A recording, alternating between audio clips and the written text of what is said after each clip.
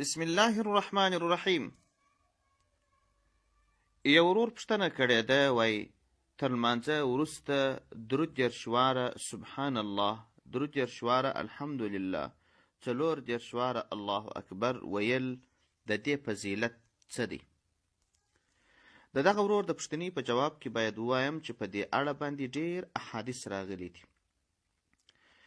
یو روایت چې مسلم شریف په رقم 500 روایت کړی دی، او د دې حدیث روایت کوونکی ابو هریره رضی الله عنه دی. دی مبارک فرمایي چې رسول الله صلی الله علیه وسلم فرمایلی دی: من سبح الله في دبر كل صلاة 33 وحمد الله 33 وكبر الله 33. څوک که تر هر لمانځه وروسته درود 10 واره سبحان الله، درود 10 واره الحمدلله او درود 10 واره الله اکبر ووایي او 4 وارې دا کلمه ووایي: لا اله الا الله وحده لا شریک له له الملک وله الحمد وهو على كل شيء قدیر.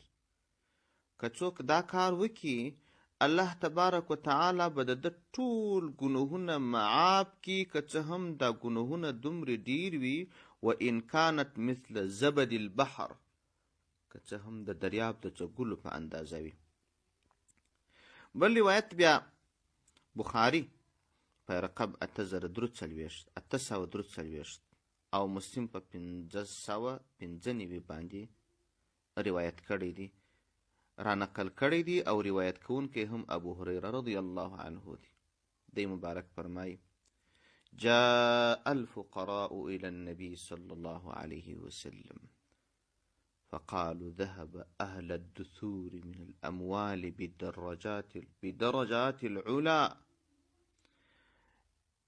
د فقیرانو مسکینانو خلکو پیغمبر علیه السلام ته وویل: یا رسول الله، کم کسان چې شتمن دي هغه تر موږ مخته سوه، لوړې درجې لاسته راوړلې، هغه خو داسې دي یصلون کما نصلي، دی هم لمونځ کوي لکه موږ چې لمونځ کوو، ویصومون کما نصوم، دی هم روژې نیسي لکه موږ چې روژې نیسو، او همدا ډول یو شی دی تر موږ به لابد کوي، نور ټول عبادات چې موږ کوو دی هم کوي، هغه دا چې دوی مالونه لري، هغه د مالو پیسې را اخلي، د هغه مالو په وجه باندې ویعتمرون ویجاهدون ویتصدقون، پیسو په وجه، پیسو په مټ عمرې کوي، په جهاد کې مال مصرفوي، صدقې کوي، هغه شی خو موږ نسو لاسته راوړلی. پیغمبر صلی الله علیه وسلم چاته د پیسو دعا نه کول، که یې کول ډېر کمه یې کول، مال خو فتنه ده.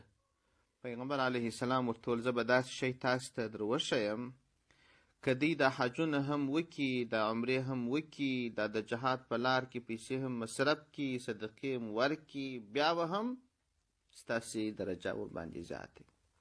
هغه دا چې تر هر لمانځه وروسته درود 10 واره سبحان الله، درود 10 واره الحمدلله او درود 10 واره الله اکبر، 4 وارې دا کلمه چې سبحان الله والحمدلله ولا اله الا الله والله اکبر. نور روایات هم په دې اړه باندې شته. حاصل دا چې دغه کلماتي یا دغه تسبیحات، تسبیح، تحمید، تکبیر، دا ویل تر هر لمانځه وروسته د لوړو ثوابونو لاسته راوړلو لپاره وسیله ده. والسلام علیکم ورحمة الله وبرکاته.